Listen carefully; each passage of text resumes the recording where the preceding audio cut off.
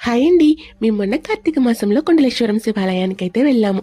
మురమల్ల వంతెన దగ్గర నుంచి డైరెక్ట్‌గా కుండలేశ్వరానికైతే ఆటోలైతే ఉంటున్నాయి. మధ్యలో గోదావరి దగ్గర ఆపి మన పూజలన్నీ అయ్యేంత వరకు వెయిట్ చేసి, మళ్ళీ శివాలయంలో మన దర్శనం అయిన తర్వాత మళ్ళీ మనల్ని రిటర్న్ అయితే శివాలయం దగ్గర నుంచి తీసుకొనొచ్చి వంతెన దగ్గర అయితే దింపేస్తారు. ఇలాగే ఆటోలకి అమౌంట్ అయితే ఛార్జ్ చేస్తున్నారు. అందువల్ల మనకి ఏ ఇబ్బంది అయితే ఉండదు. గోదావరి దగ్గర అయితే ఇలా పిల్లలు గానీ, ముసలి వాళ్ళు గానీ స్నానాలు చేయడానికి ఎటువంటి ఇబ్బంది లేకుండా ఇలా పైప్ సిస్టమ్ అయితే ఉంది. లేదు అనుకుంటే గోదావరిలోకి దిక్కు కూడా స్నానాలు అయితే చేయొచ్చు. డైరెక్ట్గా మనం టెంపుల్స్కి వెళ్ళినప్పుడు శివుడిపై మనం అభిషేకాలు చేయడానికి ఉండదు కదా, కాకపోతే ఇక్కడైతే శివలింగం అయితే ఏర్పాటు చేశారు. ఈ శివలింగంపై మనమే డైరెక్ట్గా మనం తీసుకెళ్ళినటువంటి పూజా ద్రవ్యాలన్నీ యూజ్ చేసి అయితే పూజ అయితే చేయొచ్చు. మనకేం కావాల్సిన అన్నీ ఇక్కడే అమ్మేస్తున్నారు.